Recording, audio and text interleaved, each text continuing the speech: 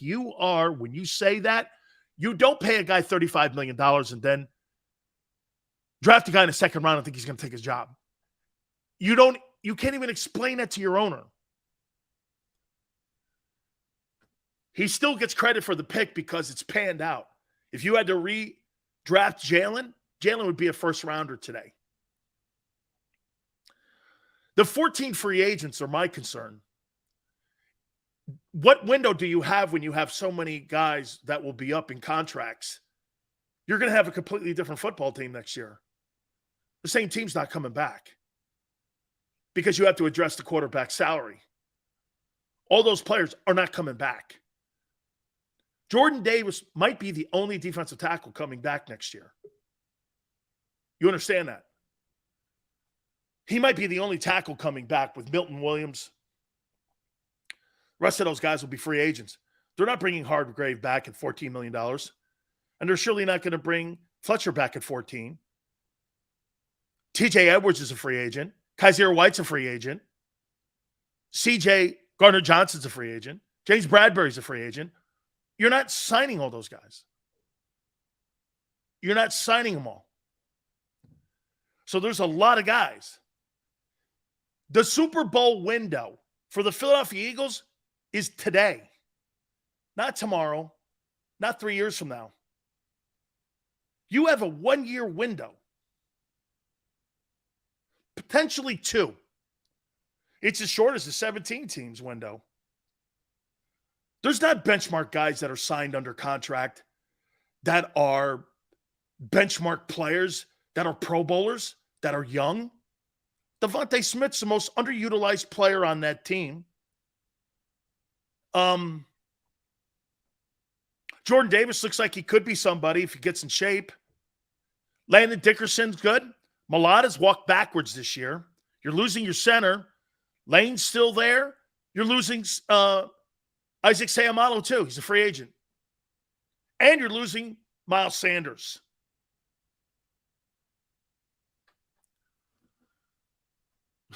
Look at this. I'm awake. The only thing I'm pointing out is reality here. And he thinks it's bad luck when, boy, people must not talk to you in reality. Boy, I can't believe the cheerleaders you have in your market. It's disgusting. It's disgusting. What kind of sports talk do you do? Cheerleader talk? You're in a position right now where you got to win today. The Eagle team won't look the same. Your entire defensive front's going to look different. Your linebacking core, you can lose all of those backers. And Nakobe Dean has been a non-factor. You got to win today.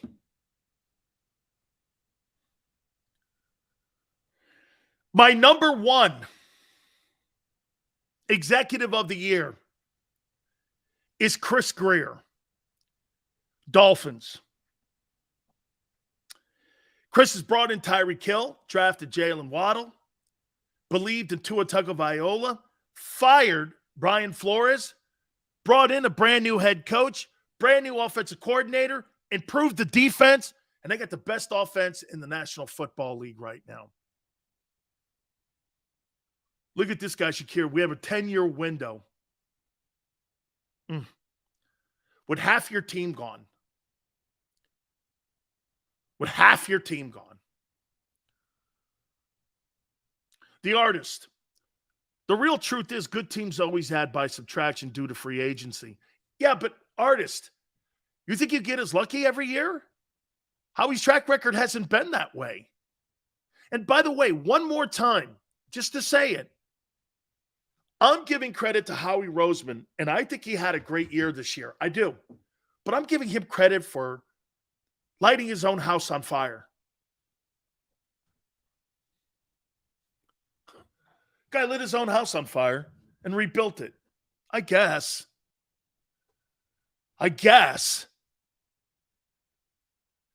Hey, Will, you won't have to worry about Dallas ever being relevant.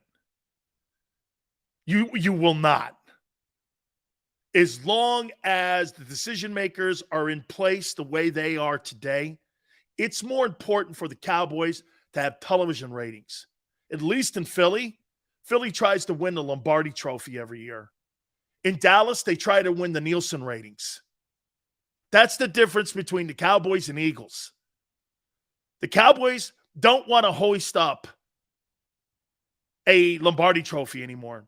They want to hoist up market value for and by the way, what do you think is more important to Jerry Jones and his family's success? Another Lombardi trophy or the increase in value of his franchise as being the richest franchise in the world, valued at $10 billion? A stupid Lombardi trophy to him?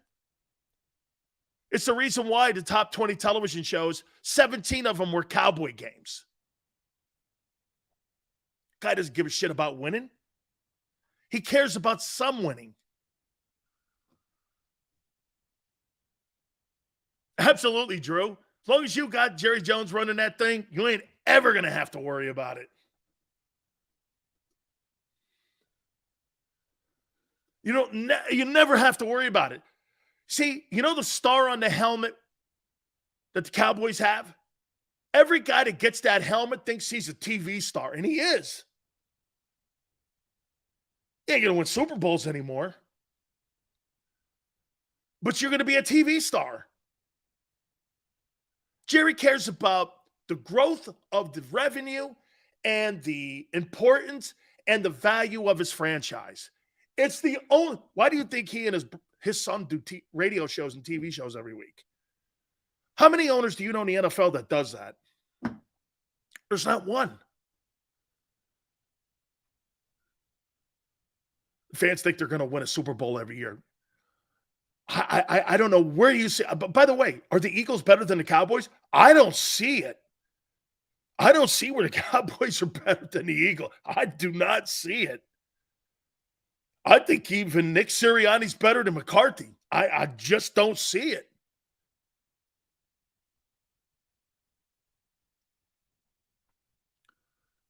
He could care about all those scandals. You think he gives a shit about Odell Beckham being thrown off an airplane? Absolutely not. Since when does he care about that shit? Here, watch. Who am I? Hey, I'm just going in guns a-blazing. This is a comment made by a player who was suspended for weapons charges, and that guy Hardy. And the first interview he does with the media in Dallas, he goes, hey, I'm just getting ready to go back out and practice guns a-blazing. And you're like,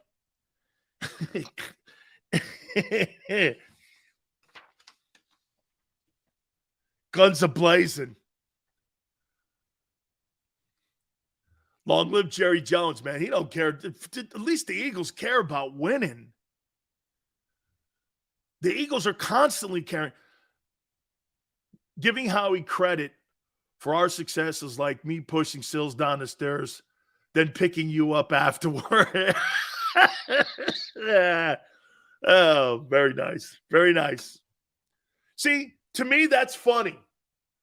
But to some snowflake in the media, oh my God, did you see that guy said he wanted to injure Sileo and push him down the steps? He didn't mean that like that, okay? Lighten up, Francis. I love our media, man. Ugh. Let me give you a little bit of this on what's, when I say that, so you guys know where I'm coming from. People hate Don Imus, right? Remember Don Imus, the radio guy? Who was more of a racist on the air, Don Imus or Howard Stern? It was Howard. But Howard's this new dude now. So they look at Imus as being that guy. But Howard did 10 times more racist and misogynistic things and all that other stuff. But the media now, they don't want to throw rocks at him. They'll throw them at Imus. Oh, I don't recognize the Howard guy now because he's terrible today. Guy made his bones on being Howard Stern, the guy who ripped into the Air Florida crash.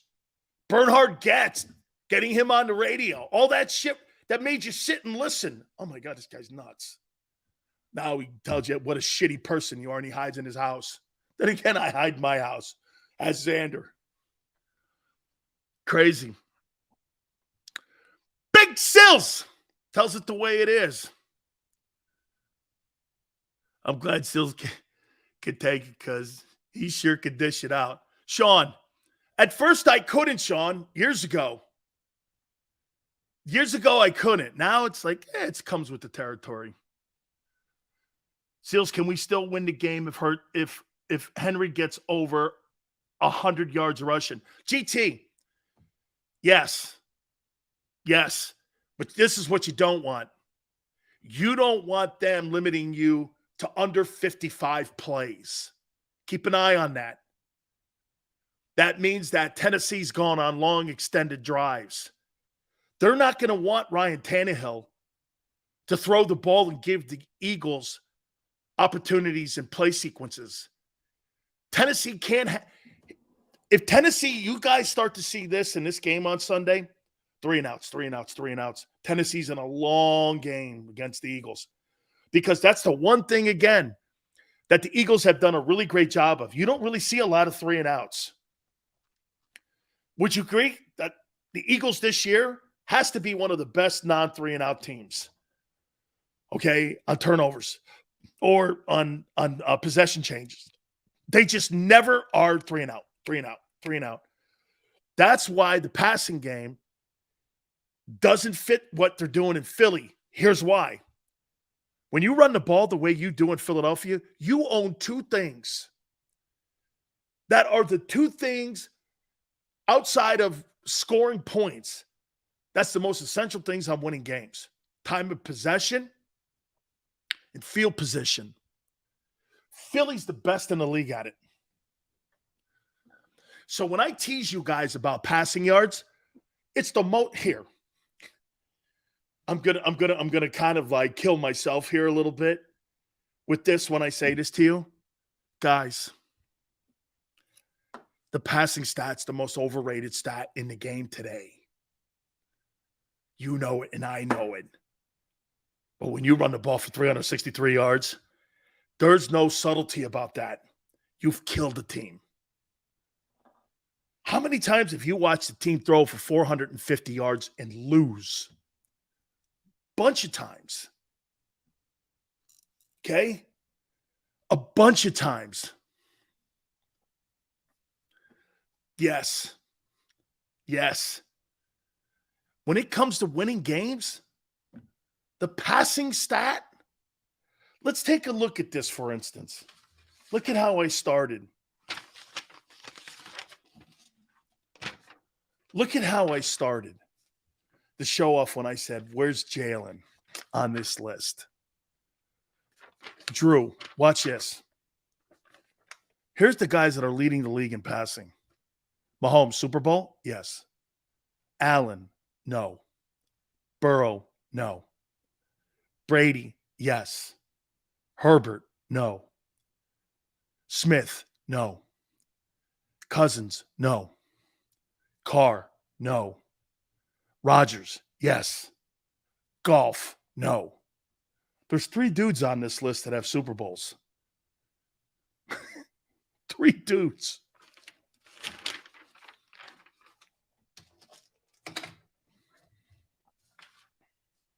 Right? You can throw for 7,000 yards. The problem that you get with passing, and if you throw – Patrick Mahomes is on pace. Wow, thank you, Sills. Drew, thank you. Guys, know this.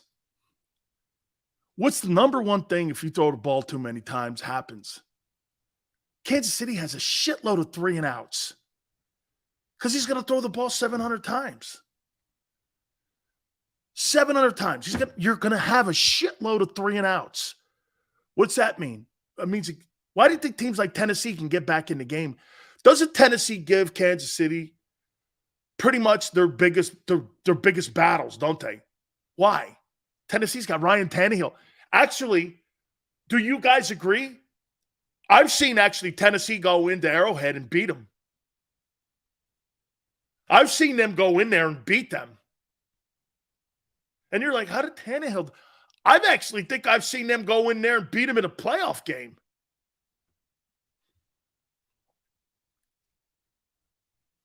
That passing stat could be one of the most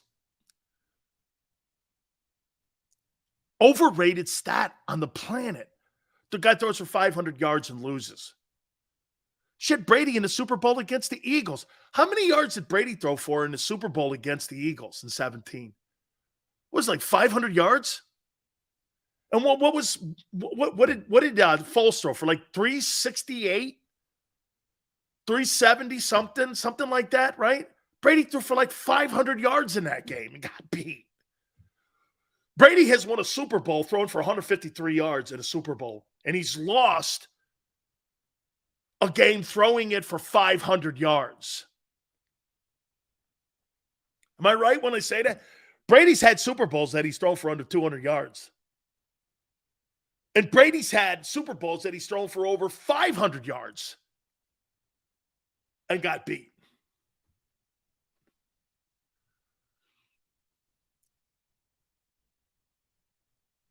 How many current starting quarterbacks have won a Super Bowl? Rodgers, Wilson, Brady, Stafford.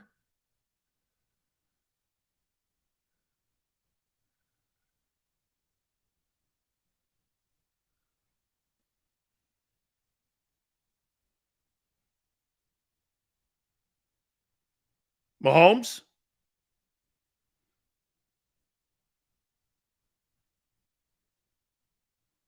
It can't be many.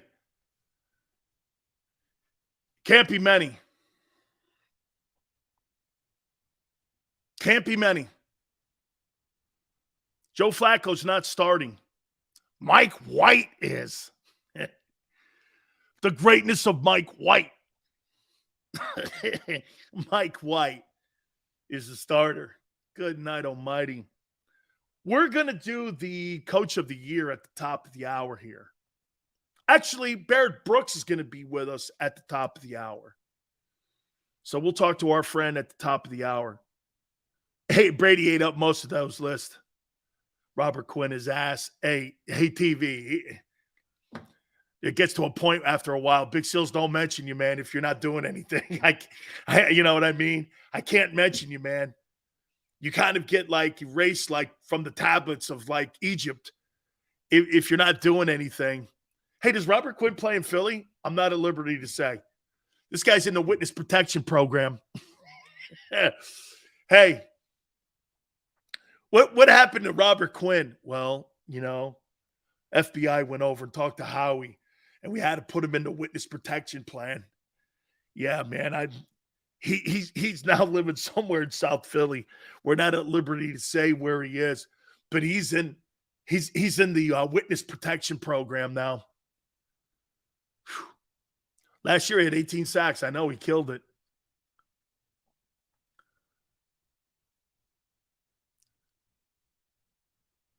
Where's Waldo? Oh, man. How about Justin Jefferson named your offensive player of the month? That's got to kill people, man. That's totally got to kill people. Hey, by the way, I want to throw this at you guys. So Lamar Jackson left practice today. Quadricep injury. I'm telling you guys, do not let this offense of the Eagles start to affect Jalen Hurts' health. If you've got to protect Josh Allen in Buffalo, the Eagles, in my opinion, have to start doing a better job at protecting Jalen Hurts. I want Jalen Hurts for 17 regular season ball games, not 12, not 11. Lamar now is coming down to the stretch of the season where they need him the most. And you're being pulled out of practices now for quadricep injuries. Okay? Everybody gets banged up in a season. Okay? JM goes, he's 24, he's fine. Not the last 3 years he's been. He missed significant time last year and the year before that. You're telling me he's fine at 24 and he's missed significant time? Where's that? How is that feasibly a conversation where you think that that's not a problem if you're Baltimore and you're Eric DeCosta? You want to pay a guy $240 million in guaranteed money who can't play a full season? This ain't the NBA.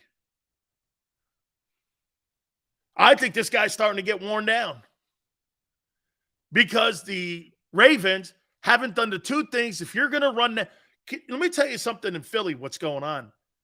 They're building that defense up on that side of the ball because they know that they have to take care of Jalen. And if you have that style, you can't have a sieve defense like you have right now in Baltimore with no running game and rely on that quarterback and not think he's not going to get worn out. I keep showing people this all the time. It's not so much about, is he a hit away? I want to show you something here. Here is Lamar Jackson, week 1. Week 2. Week 3. Week 4. Start to move down to week 8. Pound it on the same knee. Pound it on the same shoulder. Now I'm in week 11. Holy shit, I got 6 more weeks of this? Oh, no. You got another 4 after that. The point is, the head of the nail breaks eventually. The constant pounding, it's not whether it's a matter of time. It's just how much your particular body's going to be. This is why this is the hourglass on running backs. Constant. You pay Todd Gurley, he's finished. You pay Zeke, he's finished. It's not when. It's when your body surrenders. Constantly being hit. Your body's like a nail when you play that game. It's exactly like a nail. You keep pounding that same nail a million times, the nail will break.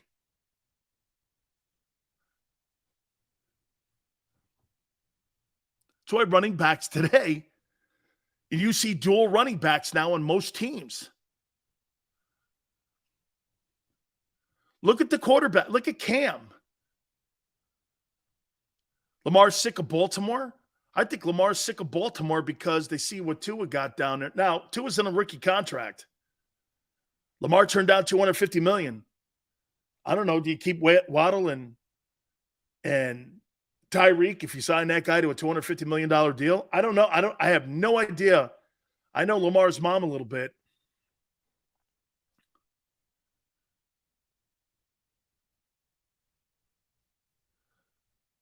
Sills is spot on with that point, load management. It also, too, Art, it's about building the team. Jalen needs a really good defense. Why do you think Chip Kelly's stupid shit philosophy bombed in Philly? Why do you think Chip bombed in Philly, besides some of the dumbest personnel decisions, getting rid of Shady and all them guys? Why do you think he sucks so bad as an NFL guy? That guy believed you could run 85 plays. It wasn't so much about your offensive guys getting worn out. How many 3-and-outs did Chip Kelly have when he was in Philly? 1 million? You keep putting your defense back out there, they're going to be in a mash unit by midseason. Chip Kelly, who started out not too bad, it was a couple winning seasons, but then after a while, he destroyed the roster. He destroyed it. No, but everyone kept saying this. It's a matter of time before that roster gets worn out and everyone's hurt. And Chip Kelly must have had the most injured Eagle players in the history of being a head coach. He thought he could run 85 plays in the NFL every week with that up-tempo shit. Everyone's like, you only got 53 guys on a roster, not 150 guys like you had at Oregon. This guy had like 3 or 4 first-round draft choices at every position at Oregon. You don't have that in the NFL. Hey, Nate, right? Chip Kelly, after year 2, that guy was a walking 3-and-out. The whole freaking thing was, every time I watched the Eagle games, every game was 3-and-out, 3-and-out, 3-and-out, 3-and-out. I mean, I'm like, that defense is never going to last. He was terrible after year 2. He was terrible. That defense was like in shambles in year 3. Shambles. 85 plays for an offense in the NFL. This fool ran the defense tired as heck. I did not like his style at all. GT, he ran that team into the toilet, and it was a good roster. Philly had a really good roster, man. I can't remember where I think I was in Southern California. And I used to say this about the Eagles, man, that's a good roster. It's a shame they're running that roster into the medic tent. You guys must have had 100. You guys must have had 20, 50 guys on IR at any time. He just destroyed it. His play calling, his clock management sucked the whole 9 yards. That's why when you're looking at Lamar here, and you're seeing him now, he was pulled out this morning for quadricep injuries. Is it concerning? Some would go like this. Well, we're getting into week 12 here, week 13 of the league. Yeah, but this is the 3rd year in a row we're talking about injuries to the guy and being nicked up. I need him 100%. Let's not forget something about Hurts. Hurts had surgery last year, albeit minor. Okay? Albeit minor. Still, nobody likes to go under the knife. You're never the same. You're never the same when you go under the knife. Dream team. If Chip would have paced himself, that team would have went far. Absolutely, chalk it up, sports. If he would have cut that thing down from 85 to 60 plays, 63 plays a game, and played management football, punted, played field position, worked the clock better, they'd have won 12, 13 games. They were good. But it fell apart too soon.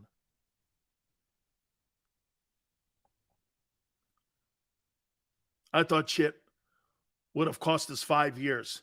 Danny, you know what, I'll tell you what. Danny, I'll say this to you about Howie. Howie is given the autonomy by the owner to make a really tough decision to get rid of Chip and get rid of Doug and rebuild quickly. The only way, though, Danny, you can rebuild in today's NFL is if your quarterback's not making a lot of money and he's good. How do you think San Francisco is able to contend right now? Because Jimmy G makes $25 million and not $45 million. They're able to sign McCaffrey. They're able to keep Debo. They're able to do all that.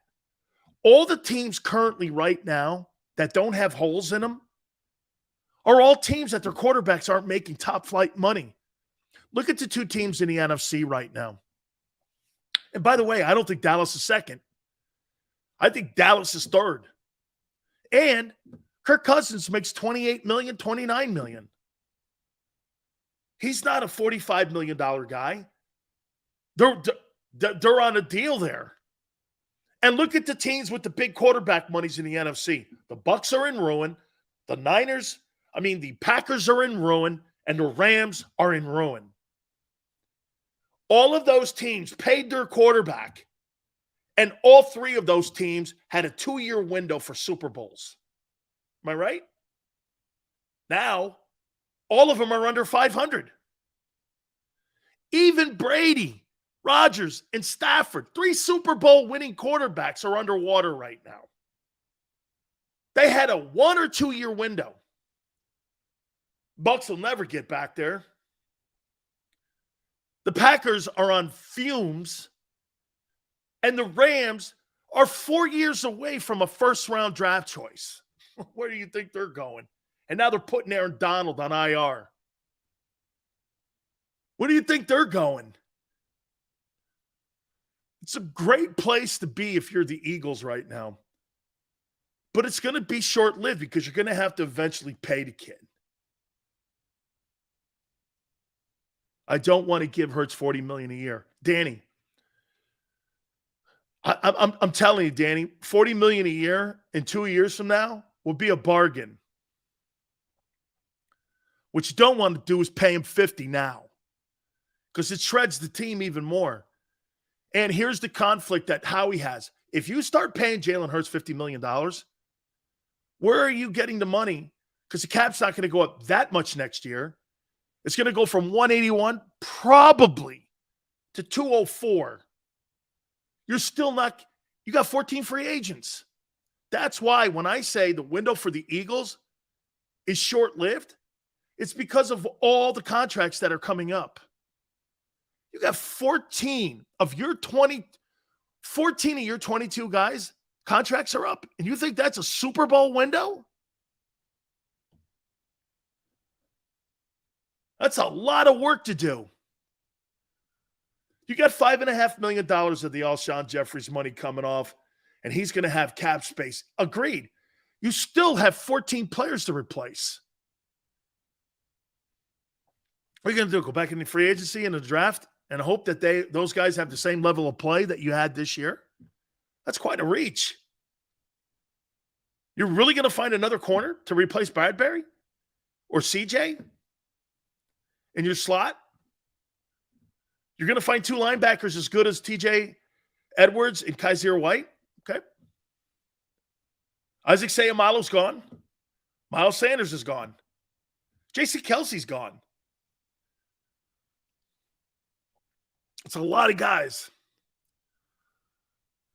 Sean says, Seals, do you ever see the NFL being like the NBA and teams just pay the luxury tax if they want to stock up players? Sean, the new thing with the league CBA is they can defer any kind of big-time salaries that suck, like the Hurts or the Wentz salary.